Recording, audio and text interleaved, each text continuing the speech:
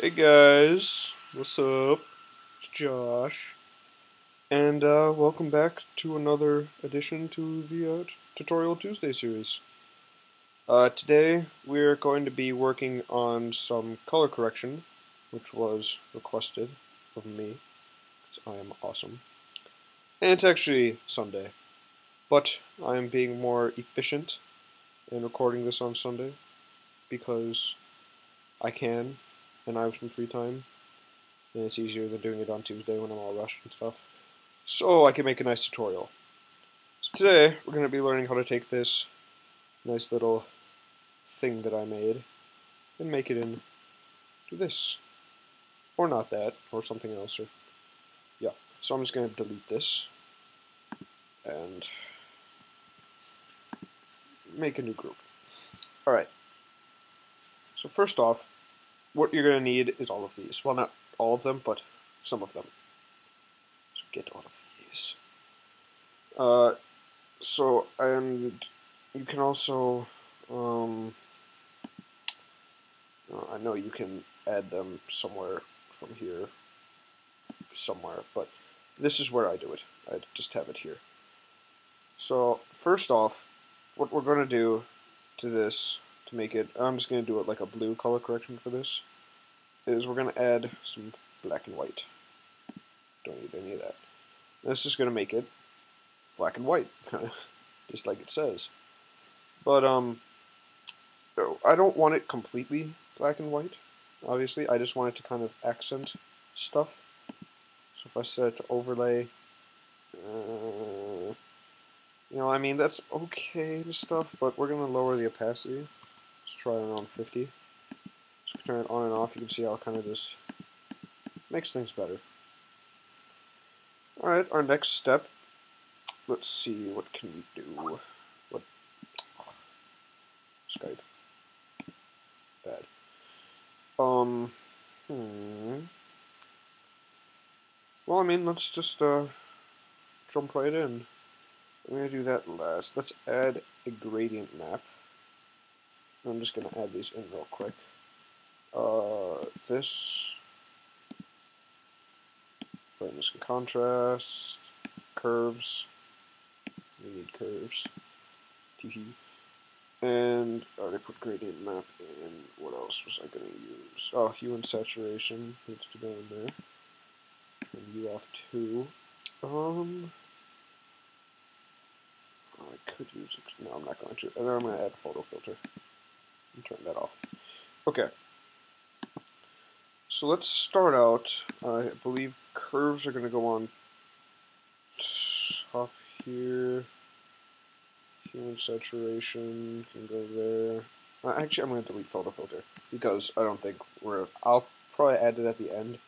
It's just in the way right now. Alright, so the way this works is each one of these affects everything below it. So if I want to put a gradient map of black and white on top of it, like, you see how that works, but and then I put a curve on. Let's open this up and just bring it down low. That's not really what you want to do. See how it affects those two? But then if I bring this above it, it changes. See? It gets darker and different because now the gradient map is affecting the curve as well. And here the curve is affecting the gradient map. But we don't want the curve to be like that, so I'm just going to do my best to set it back up. Anyway, so gradient map. This is usually, you can use this and hue and saturation to kind of change the color of what you want everything to be. But gradient map is going to, like, accent the hues of it. So if I go to the gradient map here, open this up, and choose a blue, since that's what I want to do. Just find a good one. I'm just going to use this. And you want to put this as an overlay. So have it selected and go to overlay. You'll see that, I think, looks pretty good. You know? So again, if we take this off and put that on, it's going to just, make it a bit darker and stuff, which we're going to also do with the curves. We're going to adjust that. And then we put the gradient map on, it makes it blue. But you see how it, like, it accents, like, I'll show you. Wait. So the lighter a color is right now over here, then this color is going to be put onto it, and then as it gets progressively darker, this color will be put onto it. So if I reverse it a bit, see, I'm going to leave it on that because it's kind of like a Tron look to it. And I'm only going to put this on, I'm going to say like 75. No, I don't want it overbearingly blue. I just kind of want it normal. Let's activate our brightness and contrast. Click on it. And for this all depends on what you're using, on what you're, well, like, I guess, changing. Brightness, obviously, will make it bright or dark. I usually bump up the brightness a bit to, like, maybe... Again, this all depends on the picture. For this, I'm going to use 20. So that looks good. And the contrast...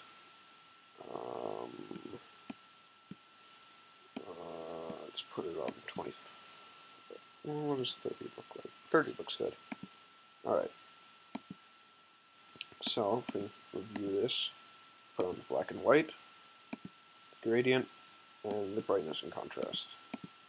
See, it just kind of makes it look a bit, makes it pop a bit. Now on to the curves. This is completely up to you. You can do different stuff each time for this. So I'm going to bring the bottom down a bit, which will make the darks darker. And then if you bring this part up a bit, it'll make the brights brighter. Or you could do the opposite, make the brights darker and the darks brighter. I mean, you could use that for something, but usually you want to make it a bit of an S shape here. So there you go. There's a nice little, and this is for all the colors, red, greens, and blues.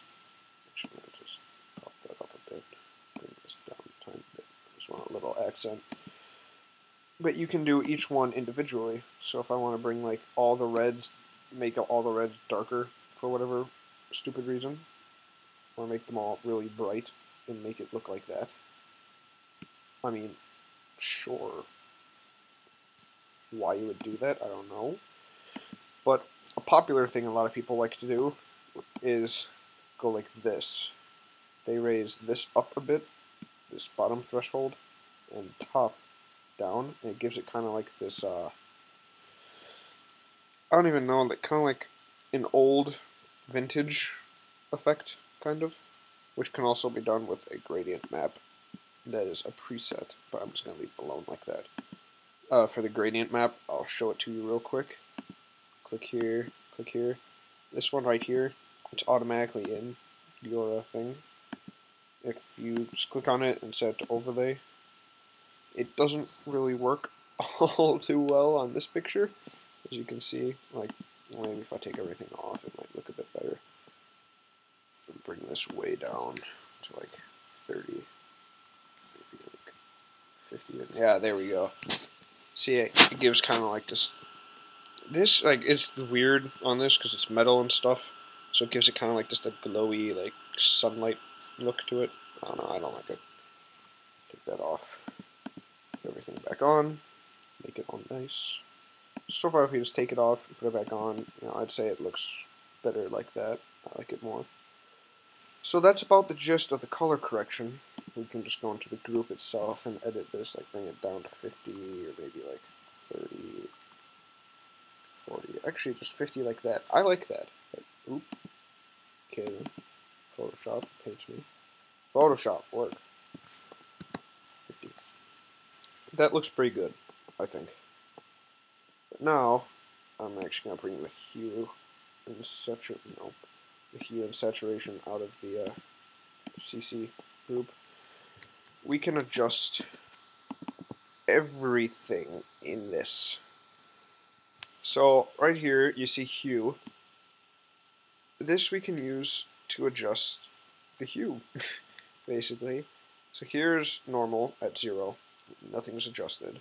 If we move it to the right, you can see down here, like in the center and stuff, the contrast. And this one, at least, it's like spot on this little bar here, showing you what color the hue is going to be modified to.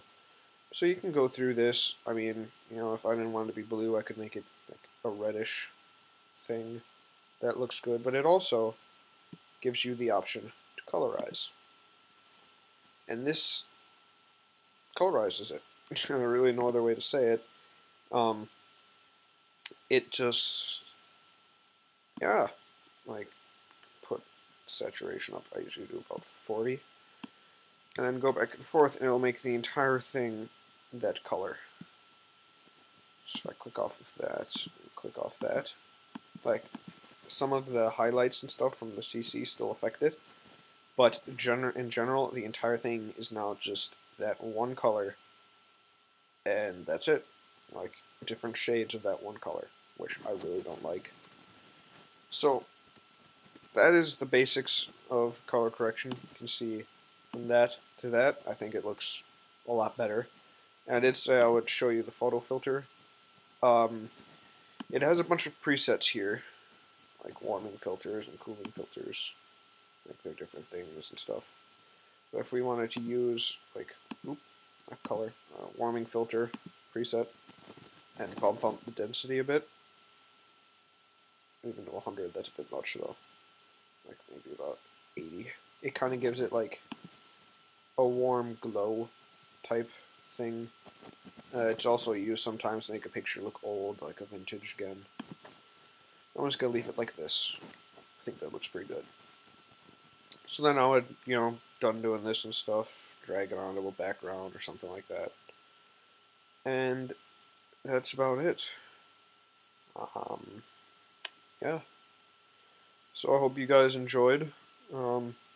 This is probably not going to be too long of a tutorial. Let's see. Yeah, only a couple. Well, it's actually kind of long, I guess. But, so that's the basics of it. I hope you guys enjoyed. You know, rate, comment, all that stuff. You know, give it a thumbs up or a thumbs down. Tell me what you want me to do next. All that fun stuff. And, yeah, have a good day. I'll see you guys around.